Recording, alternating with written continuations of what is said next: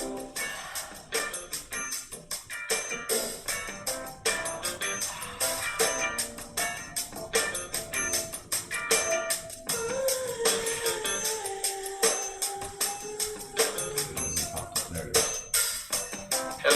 and welcome to another episode of Stu and Nunn, an online radio show and podcast focused on national security, policy, politics, and selfless service.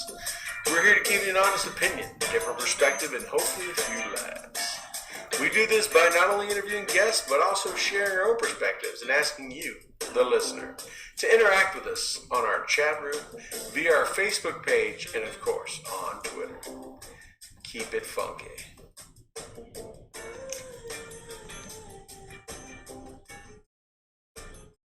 Well, welcome everybody to Stu and the Nunn, episode 160. Oh, that's enough of the sexy intro.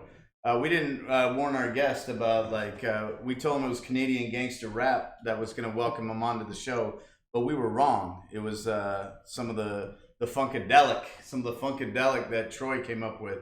But we got a really good show for you. We're going to get right into it. The Nunn here, Stu is actually out doing like what grown men do, and that's providing for their families. So we got producer Rob in the house, and because we got producer Rob in the house, producer Rob has made it possible for us to have one of the greatest guests we've ever had, someone we're excited to talk to. We've been fans of, what do you say, long-time stalker, first-time talker? Yeah, is that what you call it? But we got Craig Sawyer on the show. Craig, welcome to the show, everybody. Hey guys, thanks for having me on. It'll be a good time, I gather, already. Well, if you were in the studio, it'd be a really good time. But unfortunately, we're Skyping in, but that's awesome because you're in Arizona doing what you do and taking care of your family. We're a couple weeks out, but happy Father's Day. Thank you. Preemptively. And the reason I say that is because you are an example to many of us of what we want to be as fathers. A man that stands by his conviction, a man that has a very strong moral compass, and a man that is willing to do whatever it takes for his family. So we appreciate that, we respect it, and we acknowledge it, and thank you for that. So while Father's Day happens, I'll be out of the country, so I hope you get to enjoy that time with your family, and I'm glad to hear that everyone's doing great. Thank you so much. Yeah, family's important, man. We all do the best we can. So I appreciate mine. That's what it's about, for sure.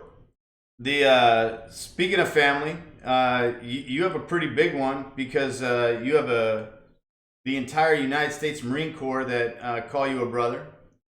You got Naval Special Warfare that call you a brother. You got a couple of kids that call you father.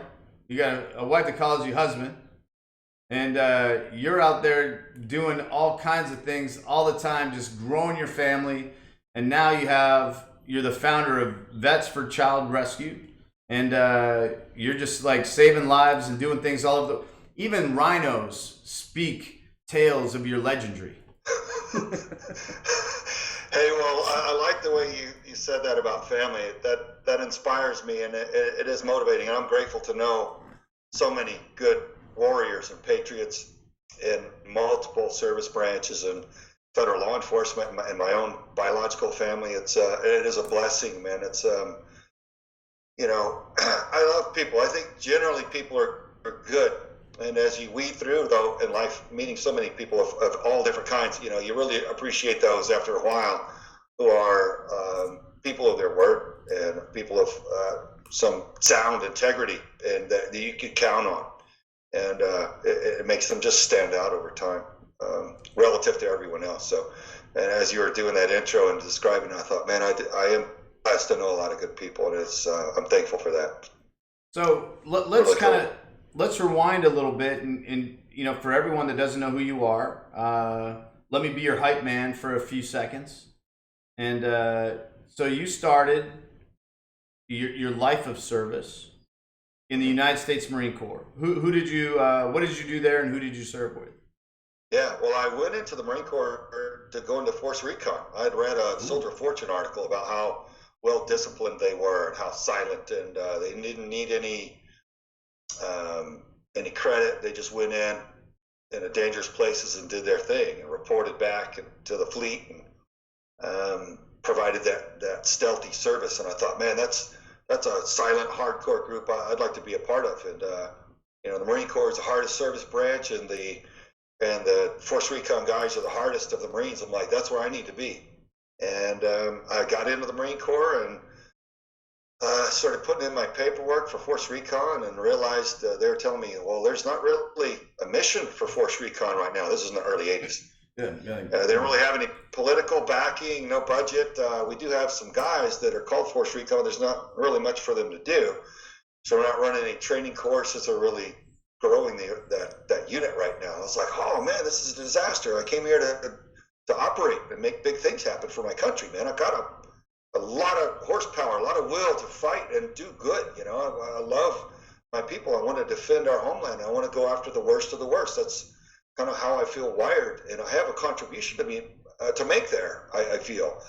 And then I saw you came to the wrong service branch. If you really wanted to be special operations, you should have gone to the Navy, because they're the ones with all the money, the political backing, and the mission. Navy SEALs are the ones with all the toys. They're the ones that really do everything. And I'm like, oh man, that's fantastic. How do I get there from here? And I'm like, you can't. You can never get there from here. You're in the Marines, it's a done deal. Forget about it. I was like,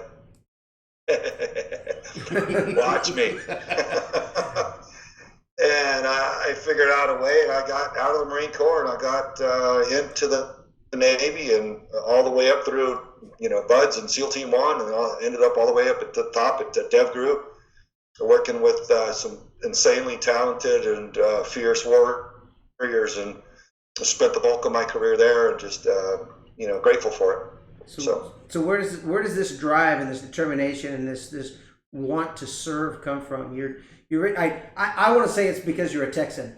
I'm born in Texas. I'm a native Texan. That culture, that Texas culture. You're right about that. We laugh about it and tease our buddies from other states from smaller states about it. They're all smaller. It really is. I mean, we grew up hunting and shooting and fighting and dirt bike riding, and it's a very masculine childhood, and we valued bravery and patriotism. That was our culture. You wanted to be that fierce warrior, and the guy that was capable of more than everyone around you. That's something that we valued greatly, and it came from a couple other things too. Initially, it started from a big brother. My big brother's 5 years older than I am, and he's 6'3" and a southpaw. He used to beat me senselessly. I mean, the way that loving brothers beat each other in Southern Texas, right? So he made me tough, and I got sick of getting beat up. And so he was the only one that was going to beat on me. So when other guys only 2 or 3 years older than me wanted some grief, well, I was ready for that, because that was nothing compared. I was used to fighting my big brother every day. So that, I think, just wrestling and just finding this insane determination of just going just full crazy to get him off of me, wrestling and just punching and having these overwhelming odds. I think that really sparked a primal kind of initiation of that super overdrive determination in me. And then number two, really, I had a Sunday school teacher at about junior high age. He was a Golden Gloves champion. He married a beautiful wife. He had great kids. He had horses and all this kind of stuff. And he took us to do all kind of stuff. We would shoot raccoons, and we would trap, animals down by the river, and we would shoot and snipe nutria from the lakeside, and go duck hunting and run dogs to hunt squirrels and track each other on horseback, and would box each other, and all these larger than life skills he was helping us and teaching us, and he wanted us to pay attention to the Bible and Jesus Christ. And he's like, man, how am I going to reach these rough and tumble boys? They're hard to get in the seat, let alone pay attention to something on paper. And he realized that the life of King David, the greatest warrior that ever lived, to this day, he's like, that's what it's going to take. And so he put together a series that took quite a few weeks, and he walked us through King David's life, the good, the bad, and the indifferent, the warts and all. And he was a flawed man, King David, but he had an exceptional relationship with his creator and the fiercest warrior the planet's ever seen. And so it was by him teaching us what that was about. And that's kind of what really solidified in my psyche, my concept of what a warrior was. The Bible says Saul killed his thousands and David his tens of thousands. I thought, man, that's superhuman. You don't survive in battle because arrows and spears come from everywhere. You don't have to make a mistake to die, right? And some of these situations, it's just luck. Tens of thousands and lived to tell about it. So he had something supernatural, something superior going on, and that really, I guess, drove home like a almost like severe concept of what a warrior was. And then I had a mentor that was a Vietnam veteran, Navy SEAL, and he talked to me about mindset and what it's about. And those Navy SEAL, those Vietnam Navy SEALs, to this day, they're my heroes. That's who I wanted to grow up to be. Those were the scary boogeyman that went into the Rung Sat special zone of Vietnam in a triple canopy jungle where it looked like nighttime at high noon because the canopy was so thick, and went into the heart of the enemy territory and terrorized them and started snatching their tax man and taking this money and started messing with the bad guys and changing the tide of that battle. So that's kind of the very high standard that I was looking to. I wanted to become those guys, and that's just started shaping my outlook and my mindset. And I became one of them. I wanted to stand next to them and on missions and have them look over and go, oh yeah, Saul man's got my lift. I'm good. This is going to be a good op. This is going to be a good night. You know, that's the contribution that I wanted to make because I had so much respect for those guys. Still do. I still feel like a little child, a fan of the Navy SEALs because I know from an insider's perspective of what they do and the sacrifices that they make. And to me, it's just a tremendous unit. I'm so proud to be part of it. Marine Corps too. Nobody has it. Like Marines. Whenever, literally, I mean, whenever, look, as a contract for agencies we don't talk about or Department of State over in these war zones, whenever the Marine Corps birthday rolls around, whoever's ever even spent one day in the Marines, they get together and they find a way to bake a cake and they have an official ceremony, and everyone who's been in the Marine Corps is included. Absolutely, no ifs, ands, or buts, and they bake them a cake, and it's cool. And so I'm proud to be part of that as well. So there's something about those. That's how it came together. There's something about those beatings of the younger sibling that drives them to the Marine Corps. My younger brother, 4 years younger than me, my dad would tell me all the time, he's going to be bigger than you one day. He's going to be bigger than you one day. And I'm only about 5'9". At 16, he was 6'1". And the beatings stopped about then, but he went into the Marine Corps when he graduated. So yeah, do that. So you know, we find our determination from adversity. You know, things that are difficult. Let's face it. If we had the posh life of a prince, you know, from birth, we probably wouldn't grow to be very tough. You know, well, I think this comes from necessity. So, like on that note, we'll go back to David real fast because you know a lot of times people think the Bible's all like Ned Flanders stuff, but you know David, his best friend, and the reason he became king was a prince that grew up in a posh circumstance that respected warfare and turned himself into a mighty warrior himself. And if it wasn't for Saul's son relinquishing his birthright out of respect for the military prowess of David, like that brotherhood, that gift of brotherhood and that love of brotherhood, David would have not become a king. And like that's one of the things that's really neat is the things that bind us together. You have these people from different walks of life. You have these people from different socio and economic backgrounds coming together with a common purpose and a common love and a common reason to exist. And you know, if it, you know, Jonathan and David, they had that. Like one of the most savage things about David did some pretty savage things. Jonathan went into the enemy barracks like single-handedly. He took his ammo bearer, which is basically like, hey, come here, RTO. we're gonna like go in the middle of the night into the enemy barracks and like let's see how many of them we can take. Like that's a bold move, Cotton. Like that's yeah. like That's hardcore. I really You're gonna have big set doing that. I really appreciate how you just brought that up, though. As young men growing up, we need to learn and know more about what's happened before us and what constitutes being a man and what constitutes serving. And I think David's a wonderful example, and I'm like really glad that you brought him up. A lot of guys, especially in the mid to late 80s, talking about serving in the Navy SEALs probably would have mentioned some Charlie Sheen movie. So I'm glad that you brought it to reality and talked about what's actually really important. Yeah, man. It's an interesting career choice. It's an interesting call to service. It's an interesting because it's not normal. Now, you're a fairly normal guy outside of that. I mean, you might be like a motocross champion. You might have like a little bit of, like RPM in you, but for the most part, you're just a normal guy. And I think that's like one of the reasons why like everyone's been endeared to you in the television shows like Top Shot or Rhino Wars. Cause like you always have a smile on your face. You're not like the angry bald dude, like Troy and producer Rob. Like you're the happy guy. Like one of your best like pictures is that like what you just gave us, that big smile. And like with that though, you've made these career choices. You've done things. Marine Corps, Navy SEALs. After you got out of the SEALs, you continue to serve the country in different capacities. And now you've left the government service and you've gone into pure humanitarian service.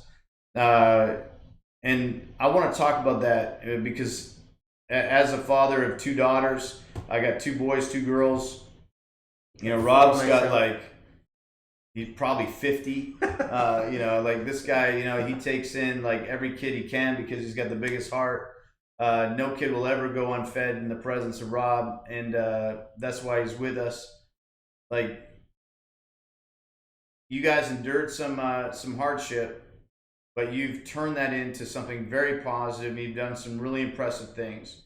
So let's transition and let's talk about Veterans for Child Rescue.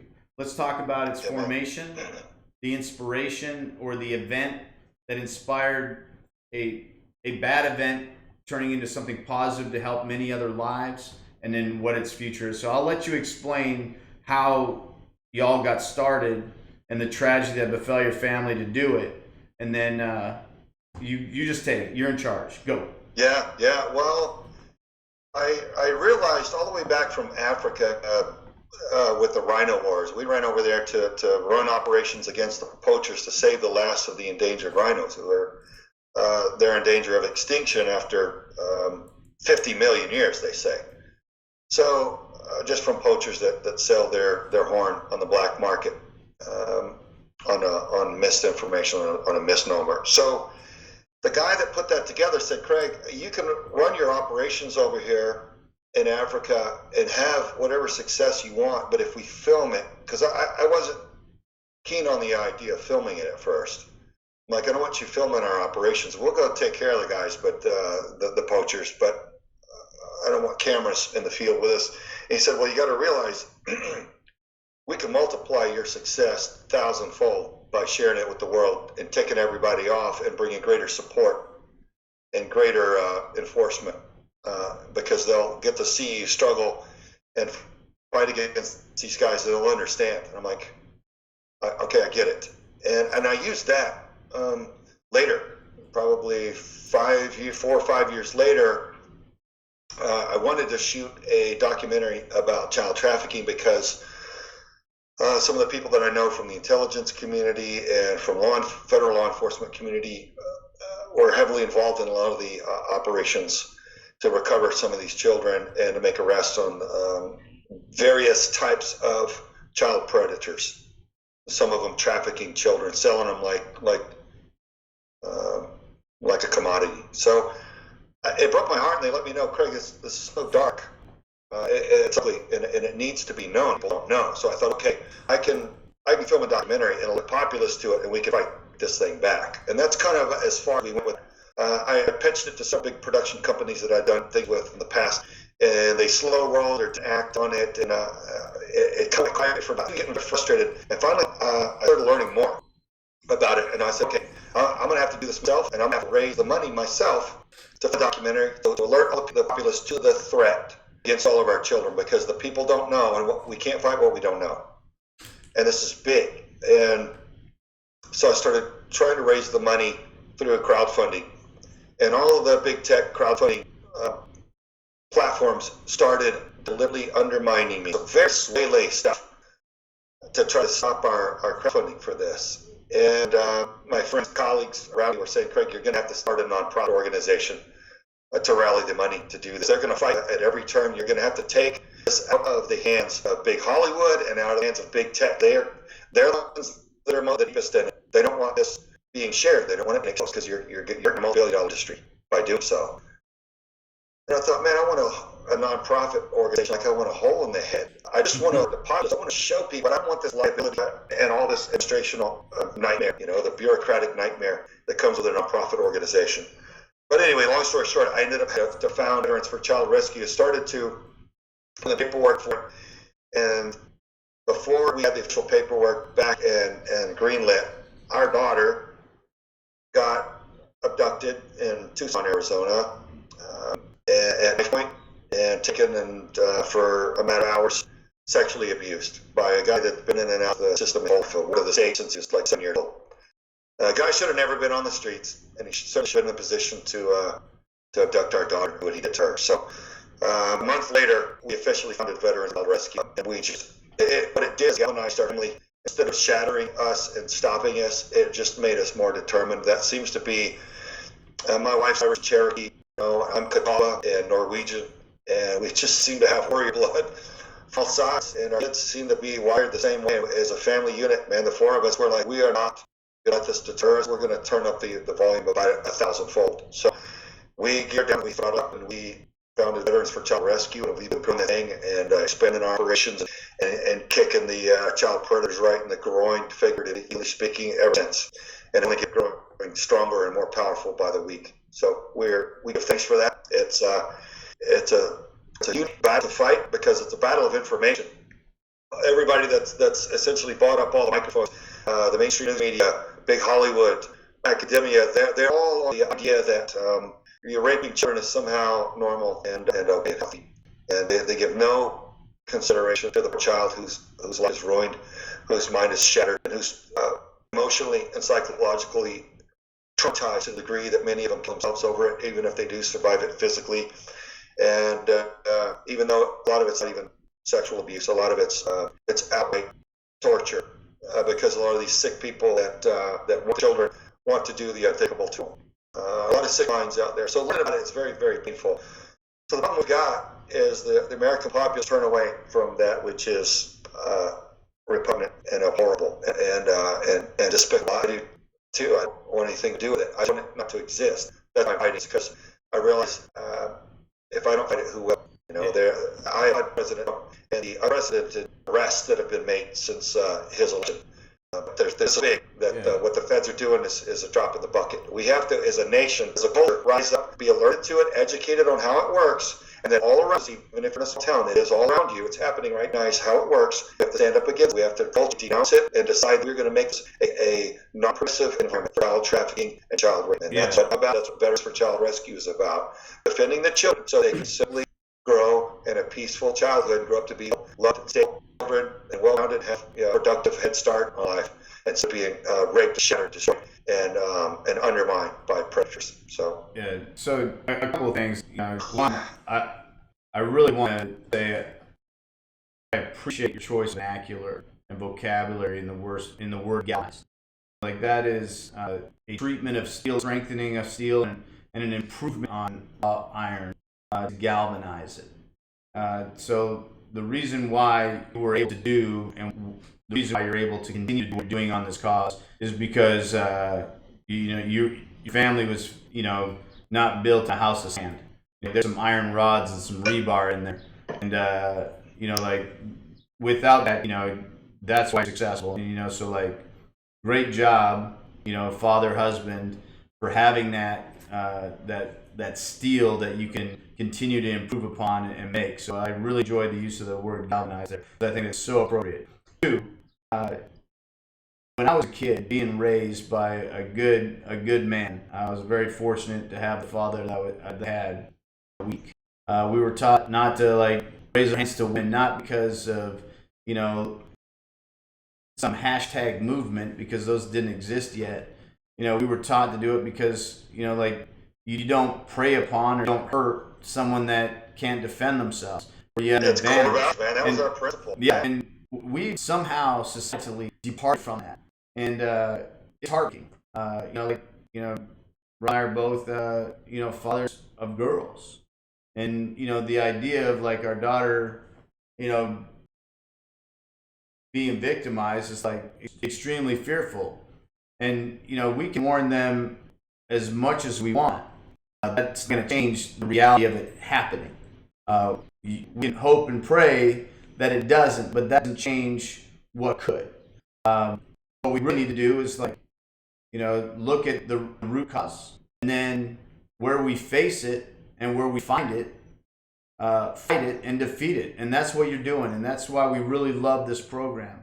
Rob volunteers with you now as a result of like seeing the effects and what all are doing.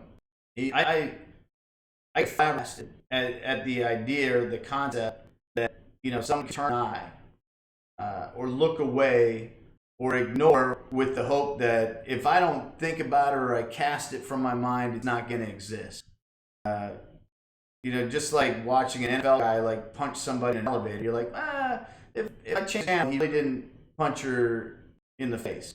Like, no, that happened.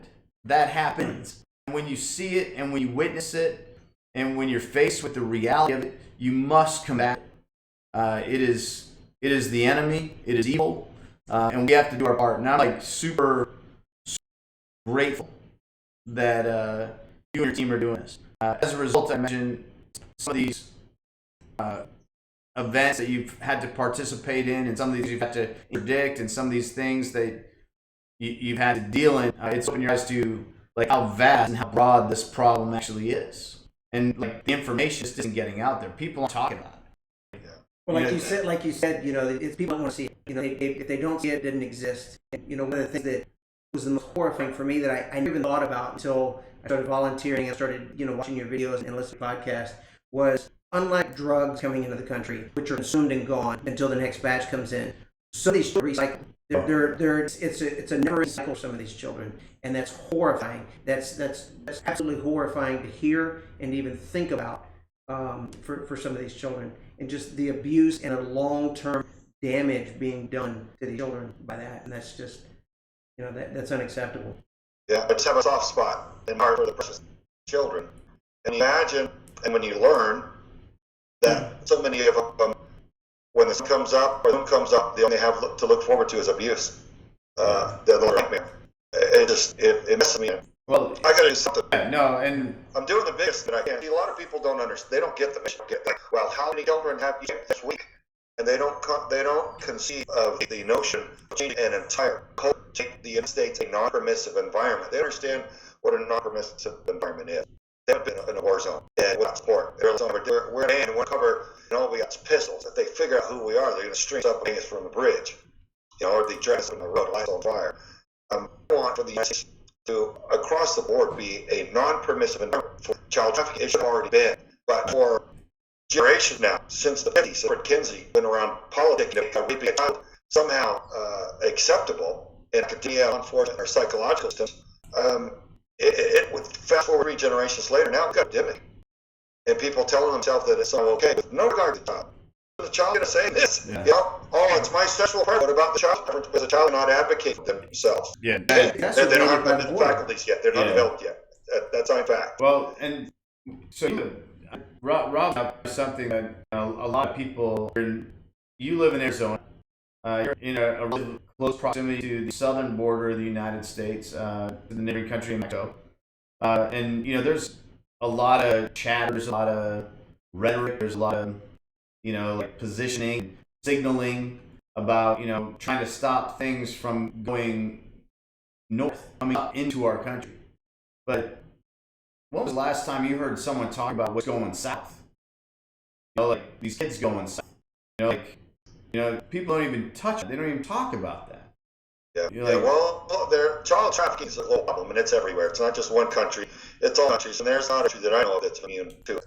And I know that about 5 years ago, the hot one was young, blonde-haired, blue-eyed girls, Phoenix, were disappearing like wildfire. And they weren't on the news because it doesn't match apparently the agenda of those who own the news networks. And that's like so. But it should be urging us to look at the rat wolf in somebody's neighborhood. They're probably going to put it out. Hey, everybody, watch out for your males, your kids. But they don't do that with child predators. People snatch up kids and take them to another country, or they come to well people's mansion, or they take them to crack houses and put them in dog kennels, and that's where they live. Islands. Like brought up, they put back in. It's ugly, man. And why would our media alert us to the threat? Well, what they say is we don't want to cause anxiety. Like how this become, it's almost like a partisan issue. Like how did this come? Like an issue like we don't want to like trouble people. Like no, I want to be troubled. I love my daughter. I know when things aren't right, so I can make that. It makes no sense.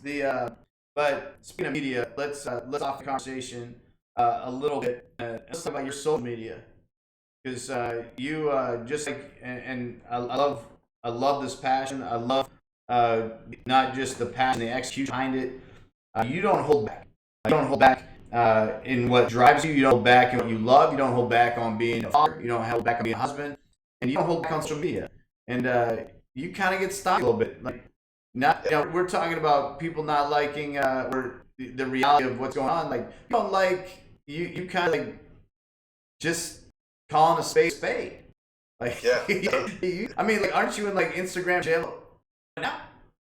Well, meanwhile, like, I see my Instagram page is offline. Yeah. And I was cringing as I reported. There's other pretty pretend to me with much fewer followers in a page.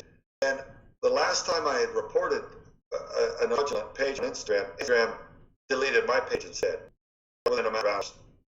And so this time I was cringing. I'm like, surely Instagram, their IT department is not to delete me again because I report a page as being fraud. Because I went with all the identification, my passport, driver's license, and all that I've sent to Instagram times. Sure enough, well, this morning, boom, my Instagram page, this is the fourth Instagram page they have deleted or disabled. So the first one was Greg Lansell, all one word, and I had to write at 50,000 followers, and Instagram, I went to go log in once, and I couldn't log in, and I wrote the help, and what happened, they said, lately. And I'll tell other people, friends of mine, text me like it's not true. It's not how it works. No, They've been put up for that, but they don't want you on there. Like, why? They don't like Christians. They don't like patriots. They don't like parents. They don't like strong fathers. They don't like people that speak the truth. Whenever the media is trying to tell us the king's got this beautiful costume on, and you say he's naked, they don't want you to say the king. They don't like you to just like you said, call a spade a spade. They don't like straights. They don't buy into the narrative that we're being with by the news media, culture 24/7. There are people that are woke, as they put it out. People that see what's really going on. You're a threat, so they want you off. That's what it is. I'm like, that's got to be a mistake. So I started Instagram page. When they're up to 4,500 people, they deleted it. I was like, wow, that's tough. And I reported it. Hey, how could you delete it? Like, oh, you violated our terms of service. I said, how? Like, you pretend to be someone else. Here's my identification. I'm in training. I pray so man Sawyer. Yeah. Over there, man Sawyer, who's using my pictures. Yeah. There'd be no day, they wouldn't turn it back on. Then fast forward now, this one of the last fourth one, I to go check it, and it's they won't turn it back on. I sent my notification this morning to blame, and I guarantee you they won't turn it on. If you create another one, we need to start a campaign to get you the check mark. Yeah, we got to meet your business owner, your television personality. We need to get you check marks so it doesn't keep happening. Well, I can't even spell Crystal Man Sawyer because every way I can spell Crystal Man Sawyer I've used, and they've blocked. I still pull them up in my Instagram account. Show me those previous ones, inactive, but they won't let me start a new account under those. Except for whoever somebody started a new one. Actually, my first Instagram that I'll see that followers suddenly occupying now. It's not me. Craig Sawman Sawyer, all one word. Whoever's occupying that is not me. They're hostile. And it's got like 500 followers.